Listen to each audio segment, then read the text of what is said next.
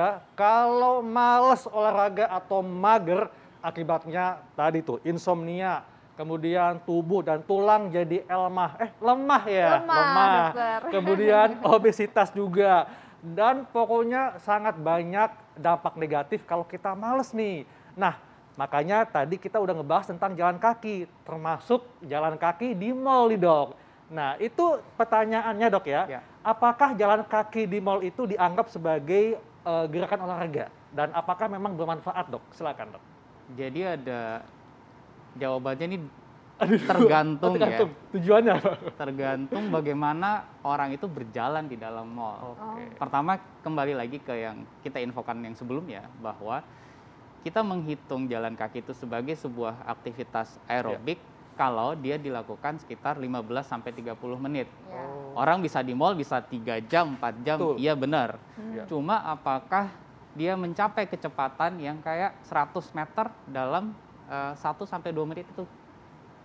Jadi kalau dia berhenti di tiap toko, which is tiap toko mungkin bedanya 10-20 meter doang, berarti belum tercapai aktivitas aerobiknya. Tapi kalau dia memutuskan, oke, di mall tuh udaranya cukup ya, dibantu dengan AC, jadi kayaknya dia cocok nih kalau dia olahraga di dalam, kemudian 100 meter dalam 1 menit dia hitung, dia punya ini, ya itu jadi terhitung sebagai sebuah olahraga.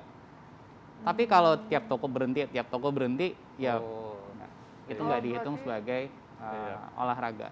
Makanya pas banget nih suami yang menggenggam erat tangan istrinya ketika di mall supaya jalan terus ya. Bukan karena mesra, tapi takut mampir. Iya, jadi tuh niatnya supaya istrinya tetap olahraga ya dokter ya. Ternyata enggak ya dokter ya, berarti memang harus dengan intensitas yang tepat juga ya kalau mau dianggap sebagai olahraga. Gampangnya tadi, 100 meter dalam 1 menit.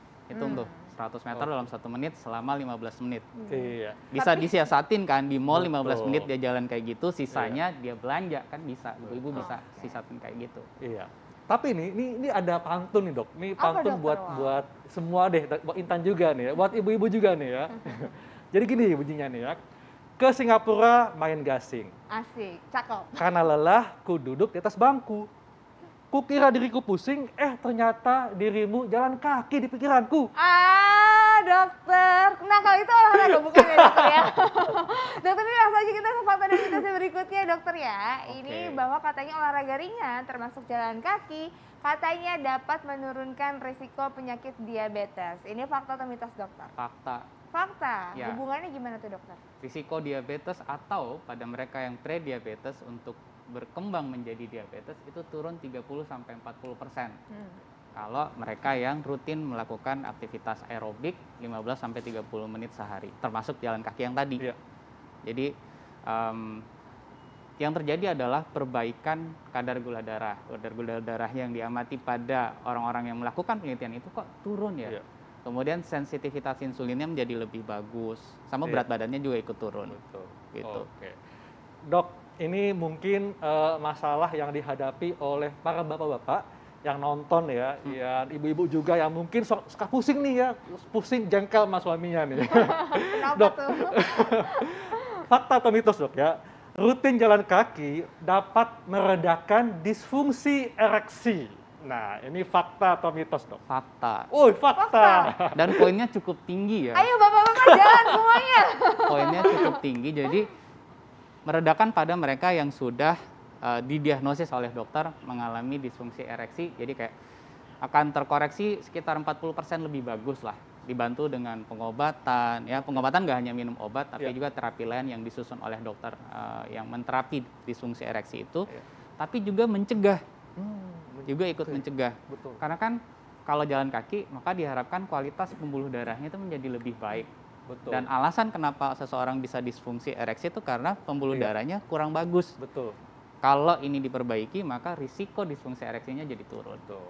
Dan juga mencegah dok ya? Yap. Oh, berarti bisa mencegah juga dokternya, bukan hanya untuk menurunkan. Jadi lebih baik mencegah daripada mengobati. Ayo calon suami, rajin jalan ya.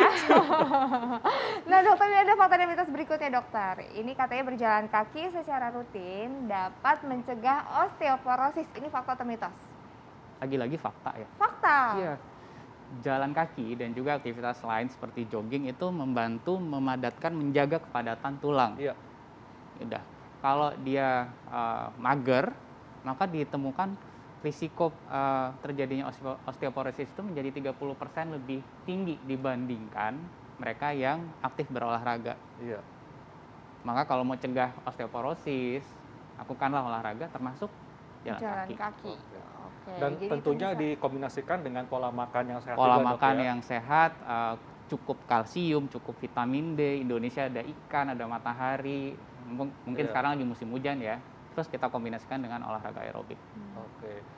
Dok, bagaimana dengan jalan yang menanjak seperti hiking? Nah, apakah ini bisa berdampak juga untuk tulang? Karena kan cukup tren nih, Dok, ya. Orang hiking ke gunung. Nah, ini bagaimana, Dok? Lagi-lagi hitung waktu. Kita perlu Oh. lihat apakah waktunya tercapai. Jalannya. Jalannya, Maksudnya memang intensitas kalau jalannya. dia para pendaki, karena kan itu kerja dari otot termasuk jantungnya kan lebih keras Oke. dibandingkan kalau Betul. jalan kaki yang di permukaan yang Rata. datar ya. Iya. Maka hitungannya justru dia agak berkurang sedikit. Kira-kira dia jadi 8 sampai 10 menit. Kalau dia bisa menanjak di tanjakan 30 sampai 45 derajat. Oke. Tapi harus hati-hati pada mereka yang sudah ada riwayat penyakit jantung atau hipertensi, karena di situ kerja jantung sama pembuluh darah kan meningkat ya. Lagi-lagi konsultasi dulu ke dokter. Oh, Oke. kalau untuk tulangnya gimana dokter? Kan biasanya pendaki itu bawa carrier Betul. berat juga. Terus udah gitu Backpack dia, ya. oh ya dokter ya harus menopang-nopang Heeh. berat badan dan juga carrier. Terus itu gimana? Untuk tulangnya juga Kalau harus kerelnya itu tidak pas, malah bisa memicu kelainan tulang belakang ya, Oh. atau bebannya terlalu berat. Iya, Jadi ini iya. memang harus ditimbang-timbang antara kekuatan orang itu dengan beban yang dibawa dan juga bagaimana kesesuaian postur dia saat menanggung, membawa tasnya gitu, Iya. membawa carrier-nya. Nah, nih dibandingkan dengan lari, Dok, ya, olahraga jalan kaki ini apakah lebih efektif mana, Dok? Jalan kaki, jogging, atau berlari? Dibandingkan dalam hal Dalam hal Keefektivitas keefektifannya untuk menjaga atau meningkatkan kesehatan.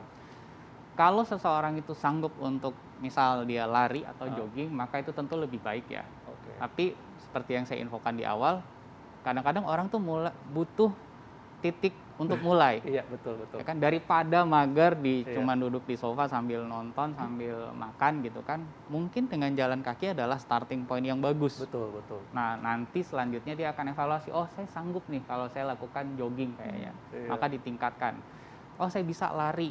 Iya, betul, betul. Lari, lihat kapasitasnya. Oh, kan kita kadang-kadang yang Iya. para pelari itu ada apa nih, jam tangan yang bisa evaluasi berapa kecepatan nadinya. Nah, di situ juga bisa jadi patokan. Oke.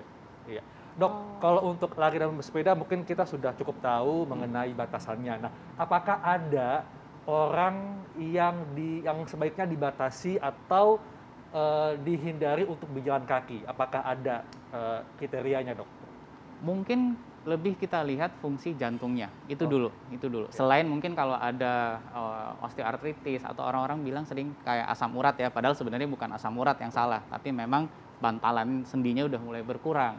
Nah, di sini kita lihat kalau mereka yang gangguan jantungnya itu berat, kadang-kadang untuk jalan kaki ke kamar mandi aja itu sulit. Oke. Maka dia akan perlu konsultasi bertahap dan juga melihat progresnya. Oh, saya bisa jalan 10 meter, Dok. Iya. Bisa jalan 20 meter. Minggu depan udah bisa bertambah. Iya. Jadi jangan langsung memaksakan diri, Betul. jangan juga melaksanakan aktivitas olahraga tanpa pantauan dan bimbingan dari mereka yang paham, termasuk para dokter. Oke. Jadi memang harus dilakukan dengan baik, tepat, dan terukur, Dok, Iya. ya. Betul. Iya. Nah dokter berarti ini apa nih dok tipsnya supaya bisa mendapatkan manfaat maksimal dari berjalan kaki dok? Mungkin 3 ya. Pertama mulai dulu. Niat ya. Jadi jangan Nawa kita itunya. cuma sekedar oke nanti saya jalan kaki deh, tapi nggak jadi-jadi. Iya. Starting dulu. Jalan kaki nggak mesti ada sepatu lari kan, ya kan? Bisa dengan sandal yang proporsional, bisa dengan alas kaki yang lain. Jalan kaki dulu. Kemudian lihat itu kemampuannya. Oh, saya bisa 100 meter dalam 2 menit. Oh, ternyata 1 menit saya masih bisa. Saya tambah jaraknya. Tambahkan jaraknya sampai kemudian tercapai angka minimal 15 sampai 30 menit dengan kecepatan yang itu tadi 100 meter dalam 1 sampai 2 menit. Berarti kalau dia jalan 15 menit 1,5 kilo dapat. Betul. Bisa. Dan itu udah Iya. cukup untuk kita mendapatkan manfaat-manfaat yang tadi kita sebutkan. Dia dapat penurunan risiko diabetes, perbaikan kadar kolesterol, penurunan berat badan, perbaikan fungsi jantung dan pembuluh darah. Tapi lagi-lagi tolong mereka yang sudah punya penyakit tertentu, punya komorbid Iya. itu jangan lupa konsultasikan ke dokter. Setuju. Gitu. Oke. Oke. Supaya lebih aman untuk pasien-pasien. Betul banget, Dok. Baik, Baik. Dok, terima kasih Terima untuk kasih. penjelasannya. Makasih, Dok. Terima kasih Mbak Intan, Dokter. Dr. Haikal. Iya. Intinya jalan kaki jangan males, jangan mager ya. Iya, nggak boleh mager. Nah, Dokter Haikal ini Betul. juga nih ya kan kadang-kadang ada permasalahan bagi para wanita yang Iya. sedang hamil. Katanya suka sembelit, gimana tuh dokter caranya supaya nggak sembelit lagi? Nah, kita akan bahas solusinya sesaat lagi, tetap di Hidup Sehat.